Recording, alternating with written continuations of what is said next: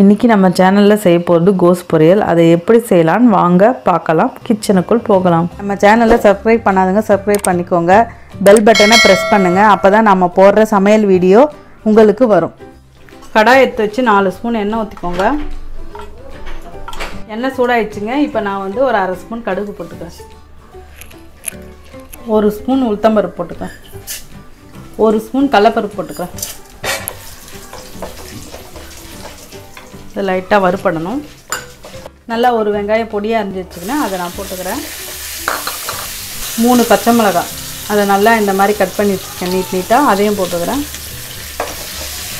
இதெல்லாம் நல்லா வதக்கணும். இஞ்சி பூண்டு போட்டுக்கோங்க. 4 பூண்டு, அரை துண்டு இஞ்சி.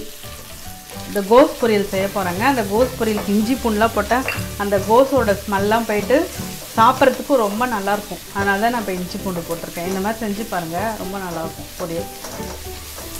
1 கிலோ கோஸுங்க நல்லா கழுவி பொடியாக அரிஞ்சு வச்சுருக்கேன். இது 4 பேருக்கு நான் இப்போ பொரியல் செய்கிறேன். இது நல்லா கொட்டி நல்லா வதக்கிக்கணும். ஒரு 5 நிமிஷம் நல்லா வதங்கட்டும். கொஞ்சம் ஃபாஸ்ட்டாக வச்சு வதக்கிக்கோங்க.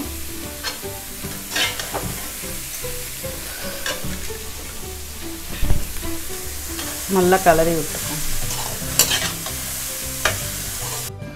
1 டீஸ்பூன் உப்பு போட்டுக்கோங்க. அதை போட்டு நல்லா கலரி விட்டுக்கோங்க. அப்போ தான் உப்புலாம் நல்லா இறங்கும் பொரியலில். அதுக்கப்புறமா லைட்டாக தண்ணி தெளித்து வேக வச்சுக்கோங்க. தட்டை போட்டு ஒரு 10 நிமிஷம் மூடி வச்சுருங்க.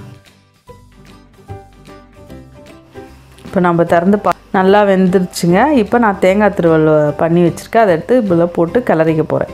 போட்டு எல்லாத்தையும் இப்படி கிளறி விட்டுக்கோங்க. கொஞ்சோண்டு கொத்தமல்லி